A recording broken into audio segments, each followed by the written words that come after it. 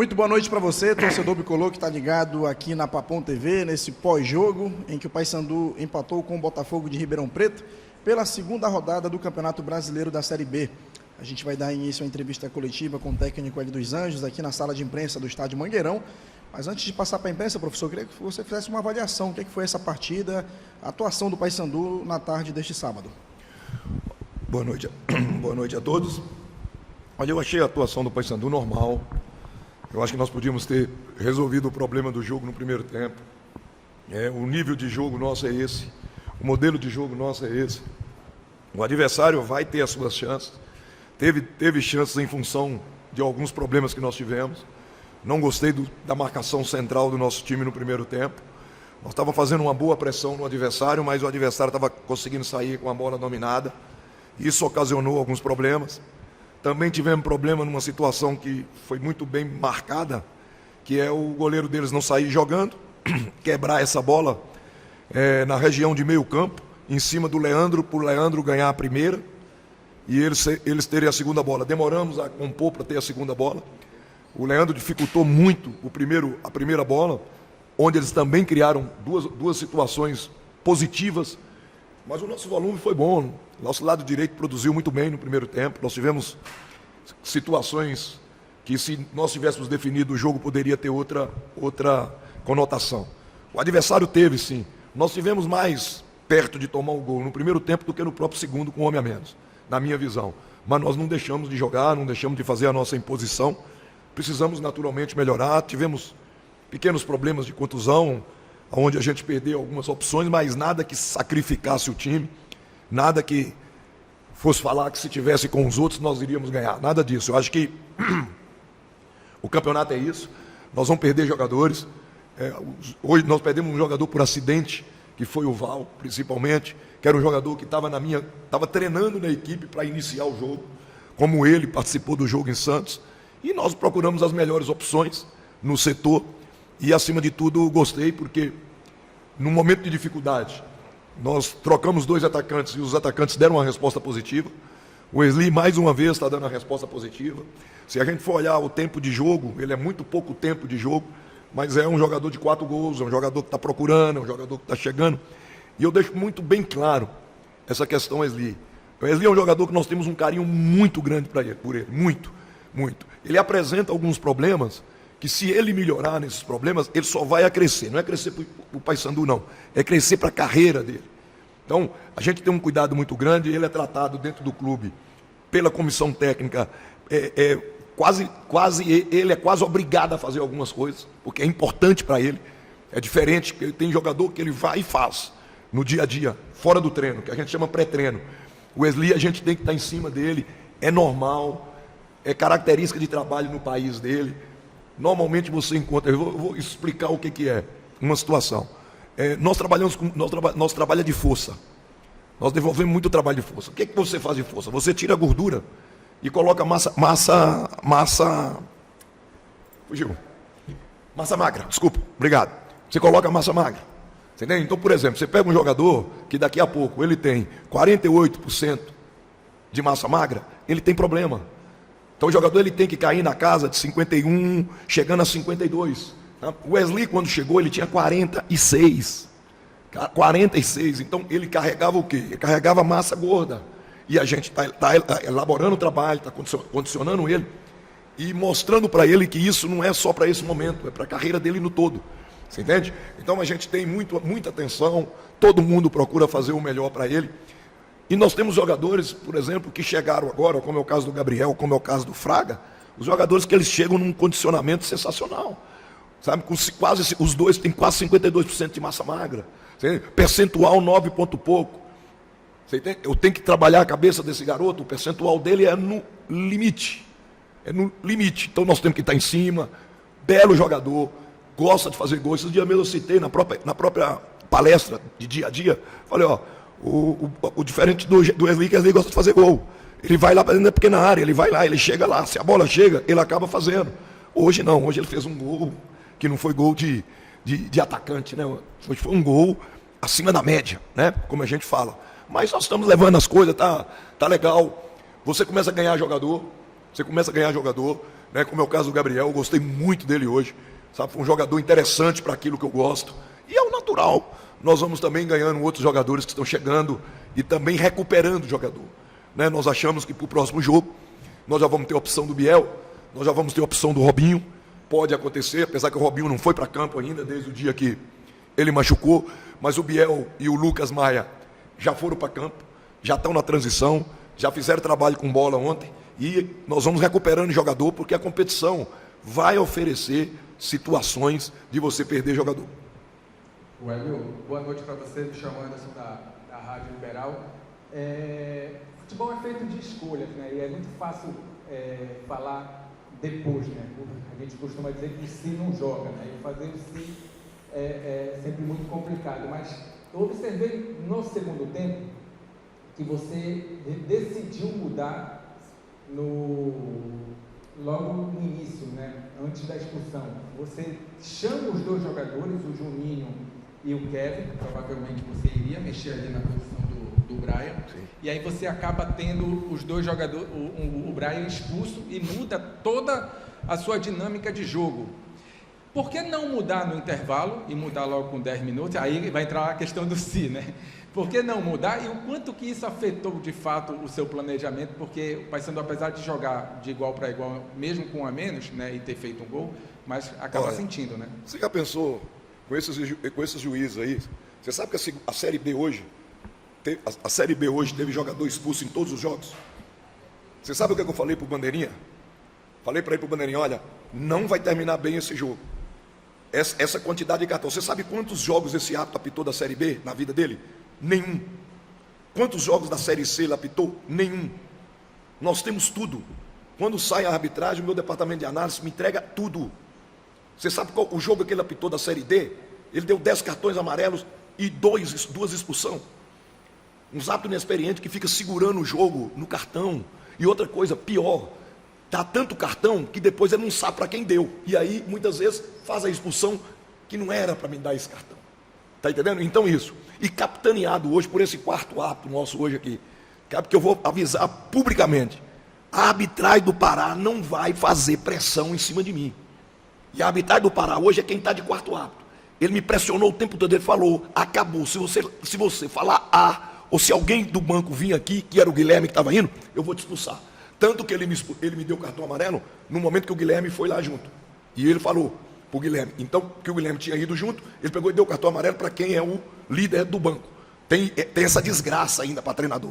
Né? Que se alguém fizer alguma coisa errada no meu banco e ele não vê, ele dá cartão para mim. Está entendendo? Então, mais uma vez, vai acontecer? Vai. Nós olhamos hoje a relação de todos os árbitros da rodada. Nenhum árbitro conhecido. Nenhum assim para falar assim, pô, eu lembro desse árbitro, esse árbitro apitou um jogo nosso. Então, nós estudamos isso. Eu tinha outra preocupação no jogo hoje. Sabe por quê? Árbitro inexperiente.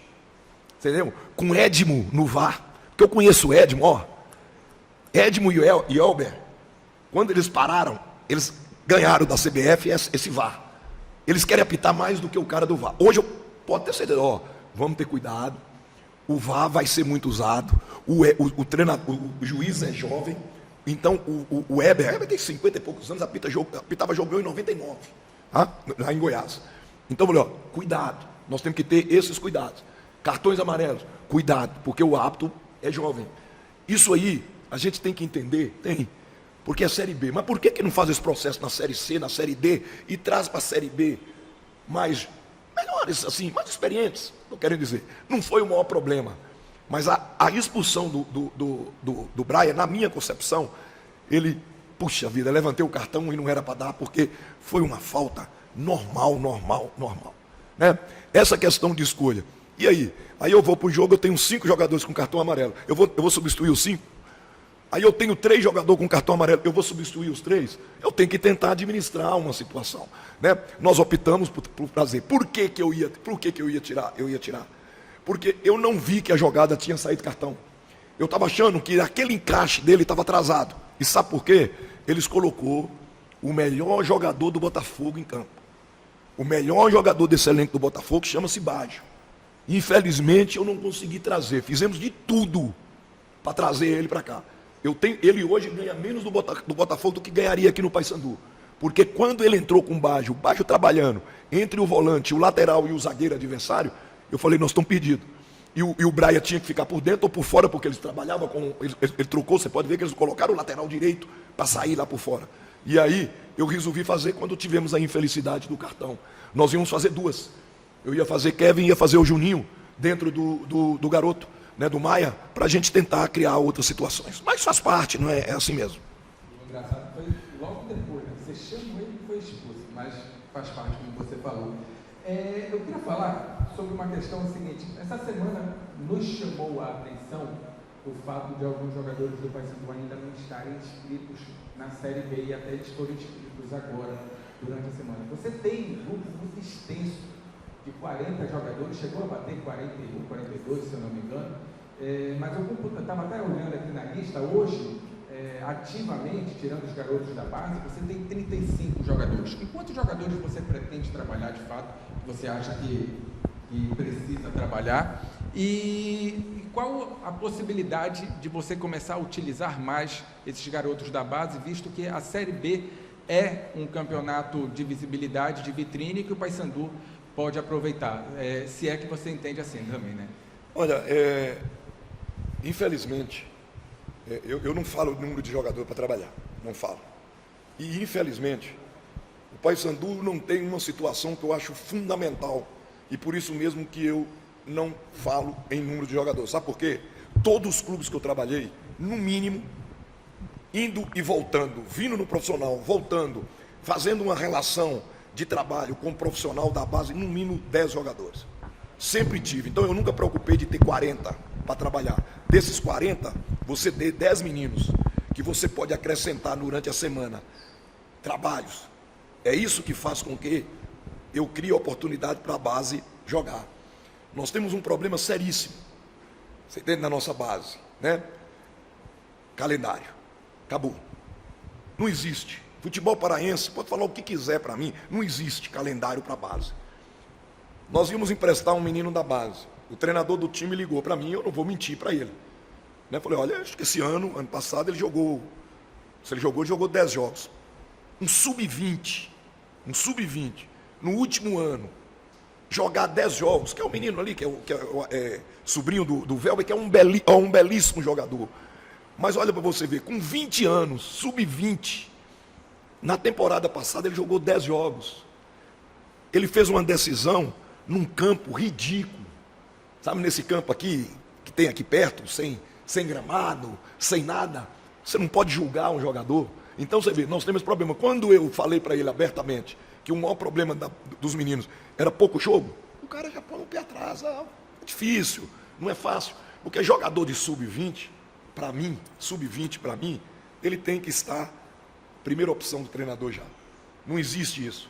Você entende? Então, eu estou respondendo uma coisa, que eu gosto de trabalhar, eu não me preocupo de trabalhar com 40, que desses 40, 10 flutuem. A base, comigo, preciso, e aí você vai acabar encaixando. Nossa situação é o seguinte, nós não temos obrigação de escrever todos de uma vez. O negócio é esse. Então, sexta-feira agora, quinta-feira o Carlos me procurou, professor, está aqui a relação, qual desses o senhor quer que inscreve para esse jogo? Né, que já pode escrever novamente. Eu fulano. Escrevi acho que 3 a mais. Está entendendo? É assim.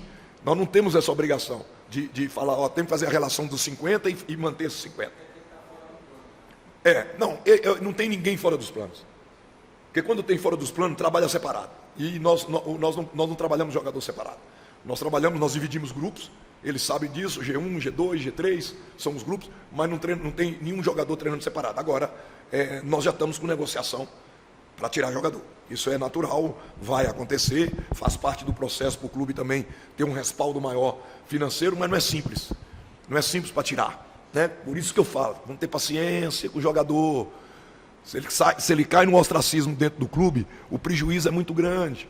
Então, muitas vezes, fica questionando o treinador, que fica dando tempo, que isso e que aquilo. Esse é o grande problema do futebol. Não é isso? É muito imediatismo. O jogador tem que jogar no primeiro dia, ele tem que jogar. O Fraga só vai servir se ele fizesse aquele gol de cabeça. Aí ele era o Deus. Está entendendo? O garoto que entrou hoje, não é isso? Só serve se ele acabar com o jogo. As coisas não são assim. Nós temos que ter um pouquinho de atenção com os critérios de julgamento de jogador. Porque, na maioria das vezes, as pessoas julgam, não, o cara quer que o cara faça perfeito, só que o meu ganha 80. Para fazer o que o cara quer, é 2 milhões. Está entendendo? Para fazer nós queremos um centroavante que faça todos os gols, o Pedro ganha 2 milhões. Não é isso? Então, o Dudu ganha 2 milhões e meio. E aí? Agora, a gente trabalha com o quê? Com uma condição razoável, e eu muito satisfeito com o jogador que eu tenho, muito satisfeito com todos. Hélio Dinho Menezes, da Rádio Clube. Hélio, a gente, inclusive, você falou no Carlos Maia, né? E eu pergunto justamente sobre esse jogador. O que foi que ele te entregou na semana dessa preparação para o jogo de hoje? E o que é que acabou não dando certo? E o que fazer para esse jogador não perder a linha? Porque ele foi vaiado e o torcedor pegou bastante no pé dele. Ele me deu treino. Quando o Val machucou no primeiro treinamento tático. Ele trombou com a trave e o joelho do nosso goleiro, do Igor, né? Iago. O joelho dele, o Val teve um tostão na panturrilha, chama tostão. Isso muitas vezes você tira, né? Na minha época de jogador, você tirava na garrafa, você tirava isso com a garrafa. Massagistas antigos. O Val ficou sem conseguir andar depois do treino. Fez uma ressonância, a ressonância deu um hematoma muito grande. Hematoma é o quê? Estourou vaso sanguíneo. Ele está reagindo bem, mas não teria condições de jogo nenhuma hoje. Eu tinha Netinho, que eu podia usar, mas eu ia ficar com 3 armadores. Jogar contra um time plantado, dentro do seu campo, eu com 3 armadores. Por que não o Juninho? Você entende? Eu ia colocar o Juninho dentro de quê?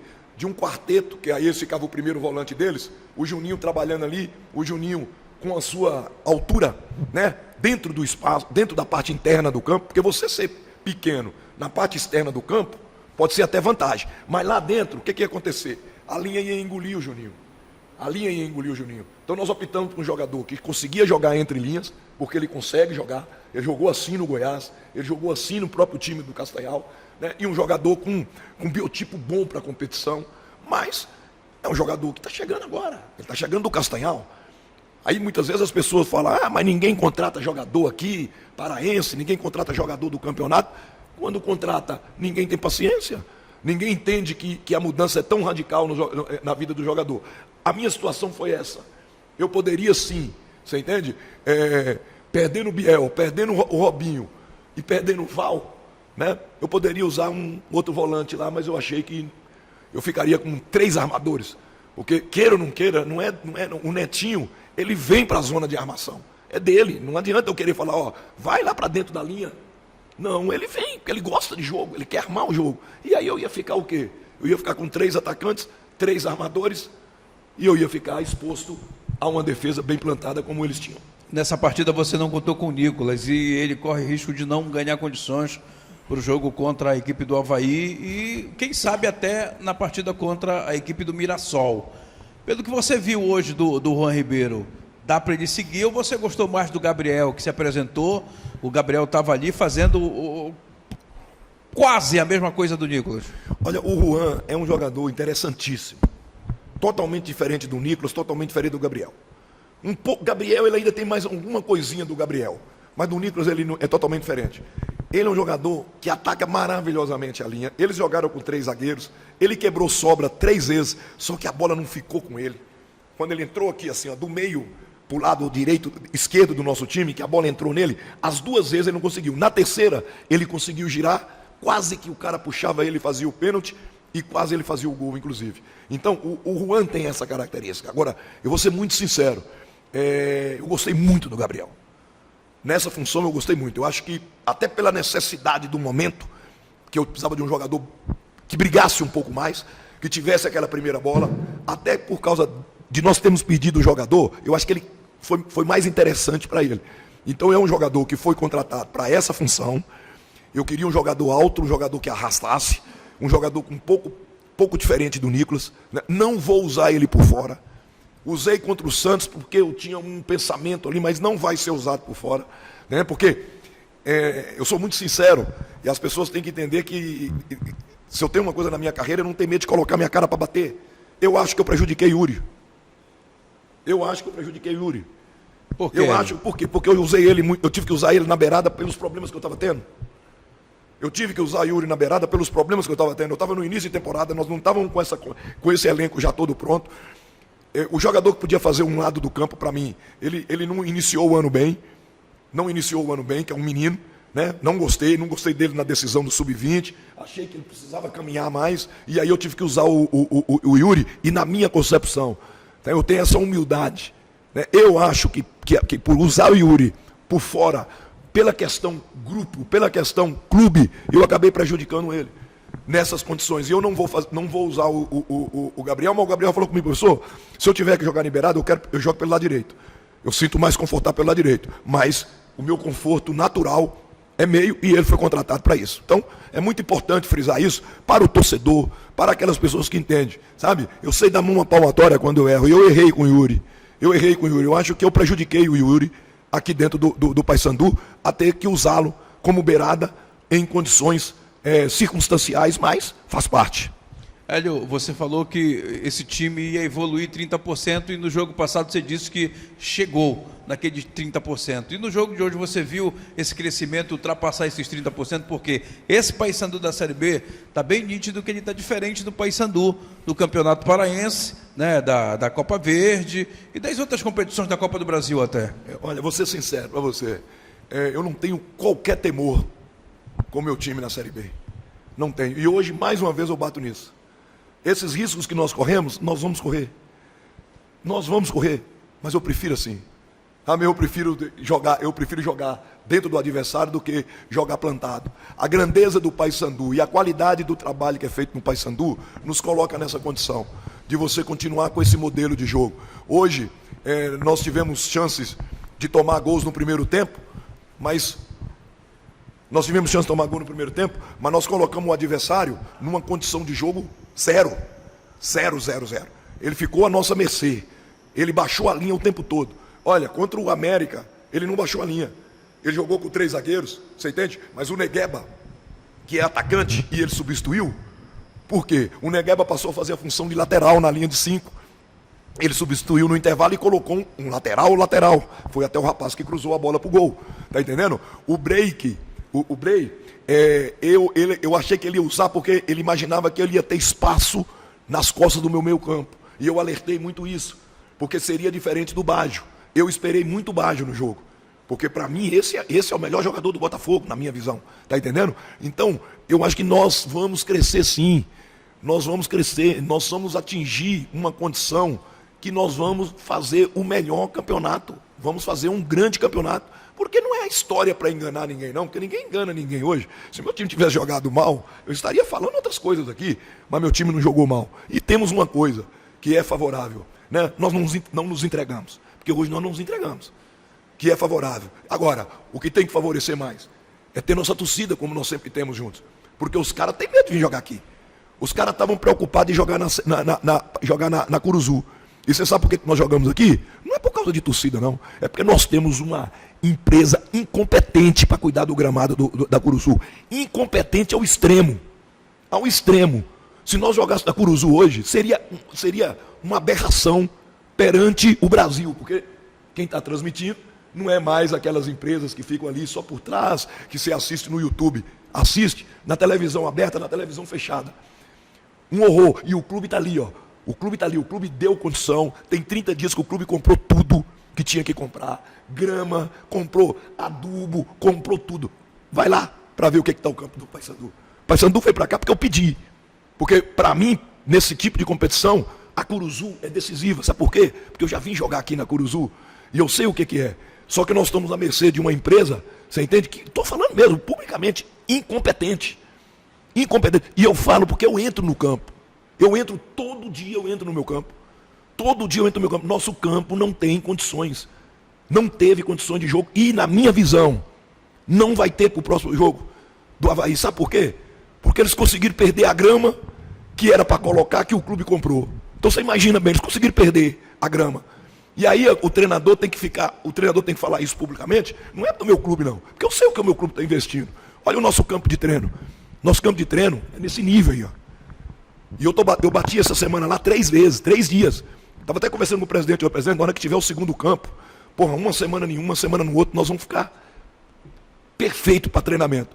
O clube dando a condição, e a empresa, para mim, super incompetente. E eu conheço, eu falo isso porque eu conheço ela do Náutico. Nessas condições, nosso time é time de campo bom. Nosso time é time de campo bom. O rendimento físico, rendimento técnico, jogar no Mangueirão, choveu o dia todo. Problema zero. Tá entendendo? Problema zero. Mas eu acho que jogos é bom fazer jogo na Curuzu. Porque eu sei o que é Curuzu com 16, 17 mil pessoas. Não é fácil. Boa noite, Hélio. Meu nome é Marina Moreira, do Grupo Marajoara de Província do Pará.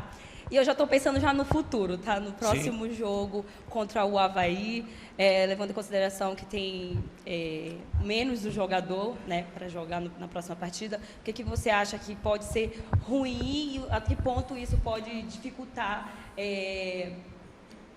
a participação do elenco durante o jogo, levando em consideração também quem é o adversário, que no caso é o Avaí?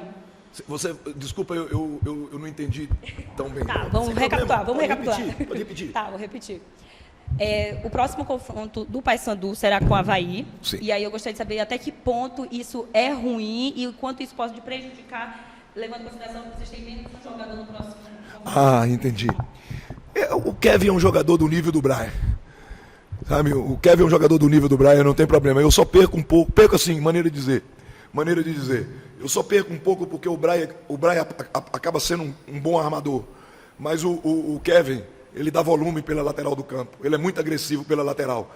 Defensivamente também é um jogador sem maiores problemas. Pode ver que ele não teve problema lá do lado dele. Mas não é. Perder jogador hoje vai ser uma coisa normal. Sabe? Eu quero recuperar. Se a gente conseguir recuperar esses jogadores que estão contundidos, a gente passa a ter mais opção. Se não conseguir recuperar, faz parte, o processo é esse. Nós vamos ter jogadores até mais inteiros para a próxima partida, em função de que nós viemos de um certo desgaste, não resta dúvida. Eu achei que nós íamos sentir até mais no jogo do Santos, porque a sequência dos 4 clássicos ela foi dolorida, né? Reagimos bem, conseguimos reagir bem hoje também, com 10 homens, mantemos um nível de competitividade bom, e agora é trabalhar para conseguir a primeira vitória, e com fé em Deus ela virá. E vocês lembram, né? Santos, hoje Botafogo, Avaí, 0 ponto, trocou o treinador. Você imagina bem como vai vir jogar aqui contra a gente, precisando ganhar como nós precisamos. Todos os jogos vão ser nesse nível. Tá certo, obrigado professor Hélio, obrigado aos colegas da imprensa e a você, torcedor bicolor, que acompanhou essa entrevista coletiva pós-jogo aqui no nosso canal. A gente volta na segunda-feira com tudo sobre a reapresentação do Paysandu, iniciando a preparação para o jogo contra o Avaí.